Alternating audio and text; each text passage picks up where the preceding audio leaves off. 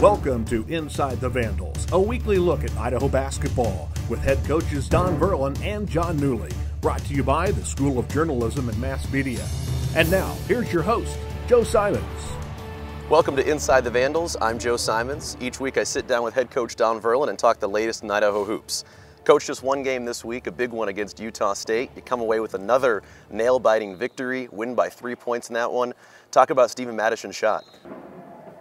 Welcome to Inside the Vandals. I'm your host, Joe Simons, joined as always by head coach Don Verlin and some special guests behind us, the Vandalizer Pep Band. We will get to them a little bit later. We'll talk to Crazy Dancing Guy, which if you've ever been to any Vandal games, I'm sure you recognize from the band.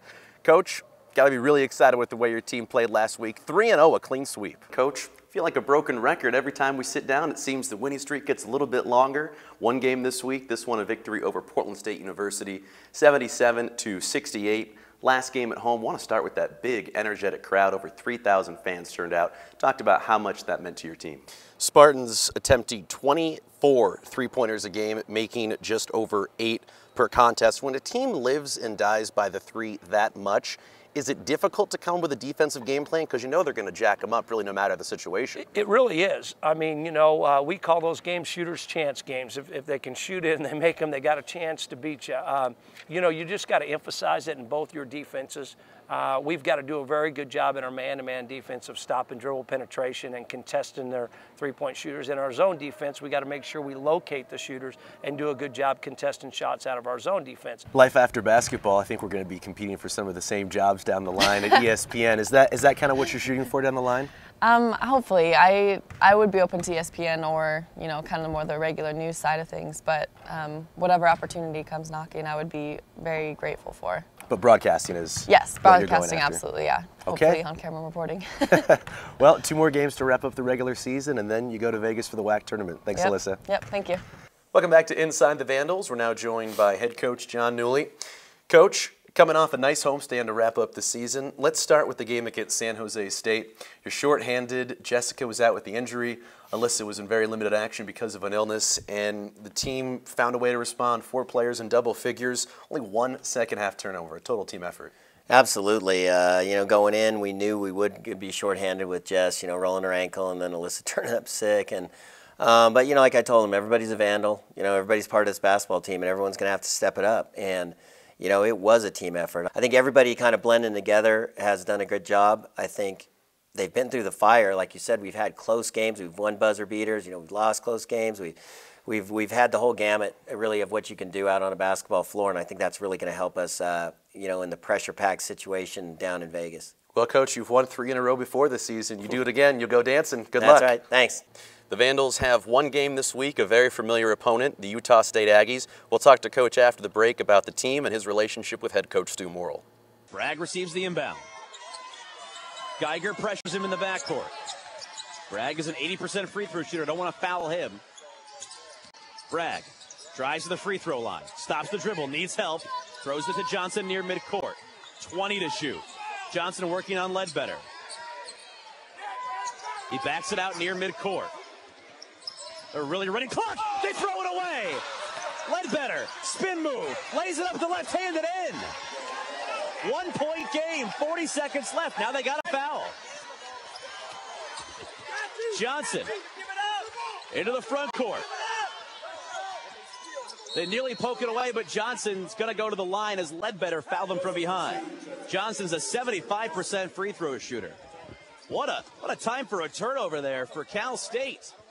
It's a 1-point game, 30 seconds left.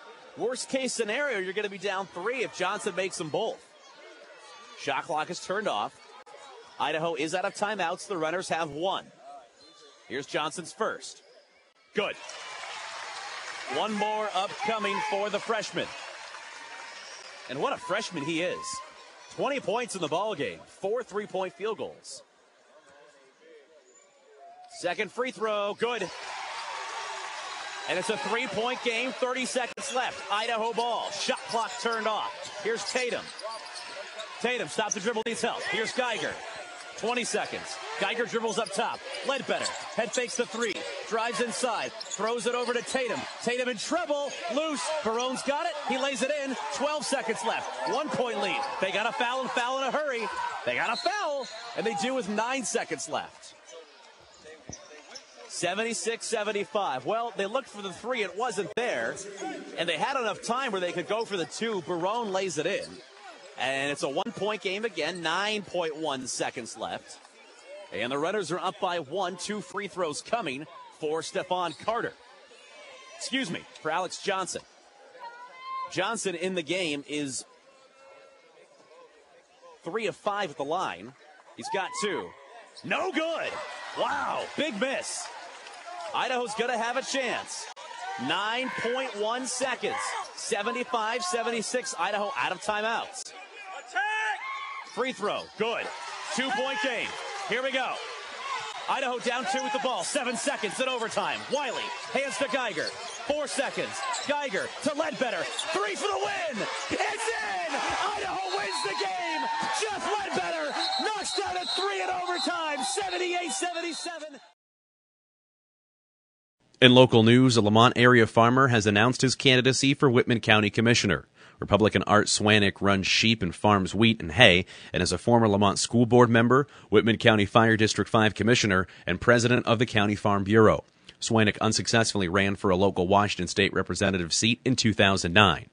Families from the Emerald Point Community Organization filled the City Council chambers to speak in favor of donating a 3-acre piece of land for a new park. The land is west of Northwest Golden Hills Drive between Nicole Court and the Golden Hills Manufactured Home Park on Sunnyside Hill. Community member Mick Nazarelli on why the park is needed. We're an isolated community faced with a highway on one side, highway on the other side, and there's really no place for our children to go and play. There's 44 homeowners just in Emerald Point, and we casted a ballot to propose a donation to the city. 42 out of 44 decided to donate for park use. Parks and Recreation Superintendent Alan Davis says that while the decision to build the park is endorsed by his department, it will not be built for a few years. From the News Talk 1150 CBS 24-hour newsroom, I'm Joe Simons.